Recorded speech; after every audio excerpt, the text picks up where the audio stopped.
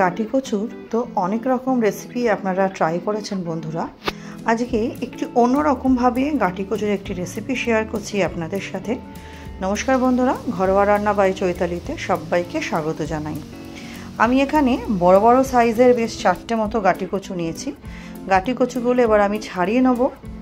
এই গাটি কচুটা প্রথমে ছাড়াচ্ছি। গাটি কচুটা প্রথমে অংশটা কেটে ফেলার পরে দেখলাম ভেতরটা এরকম দাগ দাগ, তাই এই পোর্শনটা তো নেওয়া যাবে না। তাই এই পোর্শনটা আমি কেটে বাদ দিয়ে বাকিটা আমি খোলা ছাড়িয়ে আমি পিস পিস করে কেটে নেব। আপনারা চাইলে এটা দুভাগ করতে পারেন, বাট আমি একটু অন্যরকমভাবে কাটছি। আপনারা আপনাদের পছন্দ মতো শেপে কাটবেন। আমার এই শেপটা পছন্দ হলো বলে আমি এই সেরকমভাবে কেটে নিলাম গাটি কচুগুলো। এবার গাটি কচুগুলো কাটার সময় আমার হালকা একটু হাতটা চুলকাচ্ছিল, সেই জন্য আমি কি করলাম, একটু গরম জল বসিয়েছি কড়াইতে। বসিয়ে আমি এর মধ্যে অল্প একটু নুন দিয়ে গাটি কচুগুলো দিয়ে হালকা একটু ব্লাঞ্চ করে নেব, মানে হালকা একটু ফুটিয়ে নেব, যাতে এই কুটকুটে ভাবটা না থাকে। অনেকের হাত কুটকুট করে না, কিন্তু আমার এর আগে কখনো গাটি কচু কাটার সময় হাত কুটকুট করেনি, কিন্তু এবারটাই দেখলাম করছে। তাই ভাবলাম একটু হালকা ভাপিয়ে নিই। তাই গরম জলে হালকা ভাপিয়ে নিলাম, ওই মিনিট 2 মতো। তারপরে এরকম একটা ছাঁকনির সাহায্যে আমি কচুগুলো তুলে একটা প্লেটের মধ্যে রেখে দিলাম। দেখুন খুব একটা গলেনি, কিন্তু হালকা একটু নখ দিয়ে দেখাচ্ছি হালকা হয়েছে। এবার এটাকে ম্যারিনেট করব। তার জন্য আমি দিয়ে দিলাম ছোটো চামচের 1/2 চামচ হলুদ গুঁড়ো, স্বাদ অনুযায়ী নুন দেব, দিয়ে দেবো হচ্ছে ছোটো চামচের 1 চামচ জিরে গুঁড়ো, 1 চামচ ধনে গুঁড়ো, আর দেবো কাশ্মীরি লঙ্কার গুঁড়ো, এটা জাস্ট রঙের জন্য। আর 1 চামচ মতো বেসন দিয়ে এটা আমি ম্যারিনেট করে রাখবো। বেসন দিয়ে এটাকে ম্যারিনেট করে নেব। বন্ধুরা, গাটি কচুটা একবার আমার মতো করে বানিয়ে দেখবেন, গ্যারেন্টি দিচ্ছি আপনাদের দুর্দান্ত লাগবে খেতে, আর এরকমভাবেই বানাতে ইচ্ছা করবে। আর গরম গরম ভাতের পাশে যদি গাটি কচুর এরকম একটা রেসিপি হয় তাহলে তো কথাই নেই। কড়াইতে তেল দিয়ে আমি গাটি কচুগুলো বেশ লালচে লালচে করে একটু ভেজে নেব। আমার চ্যানেলে যারা আজকে নতুন ভিডিওটি প্রথম দেখছেন, আমার রেসিপিগুলো ভালো লাগলে চ্যানেলটি সাবস্ক্রাইব করে পাশে থাকা অনুরোধ রইল। পাশে থাকা বেল আইকনটি প্রেস করে অল নোটিফিকেশনটি অন করে নেবেন নতুন নতুন রেসিপির আপডেট পেতে। এবং অবশ্যই কি লাইক দিয়ে ভিডিওটি দেখা শুরু করবেন, আর স্কিপ করবেন না। স্কিপ করলে পুরো পদ্ধতিটাই মিস করে যাবে। আর আপনাদের রেসিপিটা অনেক বেশি ভালো লাগলে কেমন লাগলো অবশ্যই একটা কমেন্ট করে আমাকে উৎসাহিত করবেন, কারণ আপনাদের একটা কমেন্ট বা একটা লাইক অনেক বেশি উৎসাহিত করেন এগিয়ে যাওয়ার পথে এবং সাহায্যও করে। গাটি কচুগুলো আমি এপিট ওপিট ভালো করে একটু ভাজা ভাজা করে নিচ্ছি। একটু দেখে নিচ্ছি কোথাও জয়েন্ট হয়ে আছে কি না, তাহলে তো মাঝখানটা ভাজা হবে না, সেই জন্য। গাটি কচুগুলো আমার ভাজা হয়ে গেছে বেশ লালচে লালচে করে। এবার আমি তুলে একটা প্লেটের মধ্যে রেখে দেবো। এই রেসিপিটা বন্ধুরা করা যেমন সহজ, হয়েও যায় খুব তাড়াতাড়ি। আমার গাটি কচুগুলো ভাজা হয়ে গেছে। এবার কড়াইতে যে তেল আছে তার মধ্যে 2টো এলাচ আমি থেতো করে দিয়ে দিলাম। দিয়ে দেবো ছোটো চামচের 1/2 চামচ সাদা জিরে। জিরেটা হালকা একটু ফুটতে, মানে একটু ভাজা ভাজা হতে শুরু করেছে, ফটফট হতে শুরু করেছে।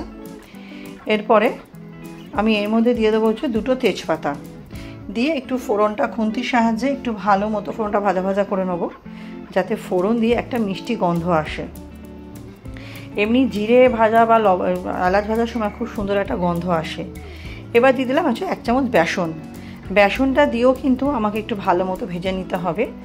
একটু কন্টিনিউয়াস আমাকে খুন্তি দিয়ে নাড়াতে হবে, না ধরে যেতে পারে। আর খুব সুন্দর একটা মিষ্টি গন্ধ আসবে যখন বেসনটা ভাজা হয়ে যাবে। এবার বেসনটা ভাজা হয়ে যাওয়ার পর আমি দিয়ে দিলাম খুব সামান্য চিনি। চিনিটা দিয়েও আমাকে বেসনের সাথে মিশিয়ে নিতে হবে একটু সময় নিয়ে। তাতে দেখবো রঙটা একটু চেঞ্জ হয়ে যাচ্ছে, বেসনে হালকা একটু লালচে লালচে ভাব আসছে। এদিকে একটা মশলা করব, তার জন্য আমি 1/2 ইঞ্চি মতো আদা গ্রেট করে নিয়েছি, যাতে খুব তাড়াতাড়ি এটা হয়ে যায়, মানে সমস্ত মিহি হয়।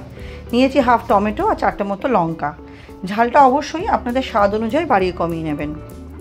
এদিকে আমার বেসনটা চিনিটা খুব ভালো মতো মিশে গেছে, কালারটাও দেখছেন চেঞ্জ হয়েছে। এই পর্যায়ে বেটে রাখা মশলাটা আমি দিয়ে দেবো। বেটে রাখা মশলাটা দিয়ে ভালো মতো আমাকে একটু নাড়িয়ে চাড়িয়ে নিতে হবে। এই রেসিপিটা আমি খুব একটা বেশি ঝোলঝোল করব না, একদম গামাখা গামাখা করব। খুন্তিটা দিয়ে একটু ভালো মতো কষিয়ে নিচ্ছি।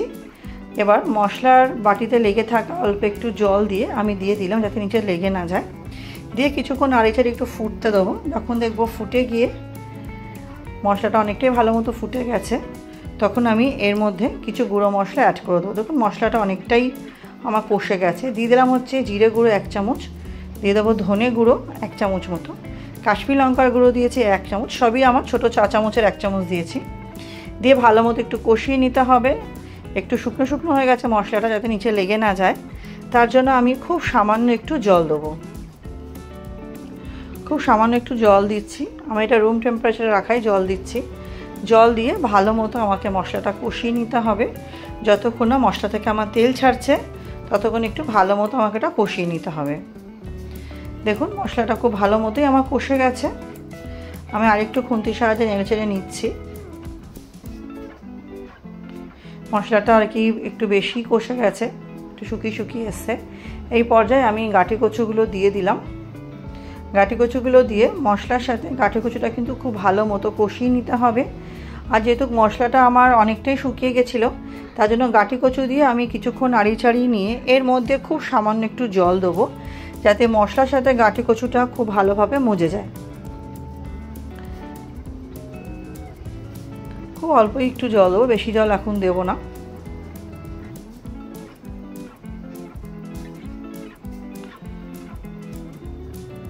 জলটা দিয়ে পরে আমার যদি প্রয়োজন হয় আমি আরও জল মেশাবো, না হলে মেশাবো না। কারণ কি আমি যেহেতু এটা গামাখা রাখবো, করে একটা ঝোল ঝোল করবো না, সেই হিসাবে আমি এখানে খুব সামান্যই জল দিয়েছি। আমি যদি কাপের মাপ আপনাকে বলি, 1/2 কাপেরও কম দিয়েছি। এটা আমি একটু নাড়াচাড়া করে কিছুক্ষণ ফুটতে দেবো। দেখুন আমার এই যে গ্রেভিটা হয়েছে, আমি এরকমই নামাতে চাইছি। আমি এর থেকে বেশি গ্রেভি বা কম গ্রেভি করতে চাইছি না, তাই জন্য আমি আর পরে জল মেশাইনি। এটা একটু নাড়িয়ে চাড়িয়ে নিলাম, আমার এটা রেডি হয়ে গেছে। আমি এটা লাস্টে সামান্য একটু ঘি দিয়ে দেবো। নিরামিষ রান্না একটু ঘি নাড়লে তো ভালো লাগে না। সামান্য একটু ঘি দিয়ে নাড়িয়ে চাড়িয়ে নিয়ে ঢেকে রেখে কিছুক্ষণ স্ট্যান্ডিং টাইমে রেখে গরম গরম পরিবেশন করব। রেসিপিটি কেমন লাগলো অবশ্যই জানাতে ভুলবেন না বন্ধুরা। আর আমার সাথে ভিডিওটি শেষ অবধি দেখার জন্য আপনাদের সকলকে অনেক অনেক ধন্যবাদ। আজকের মতো আমি এখানেই শেষ করছি। নেক্সট দিন আবার হাজির হব। সবাই খুব ভালো থাকবেন, সুস্থ থাকবেন।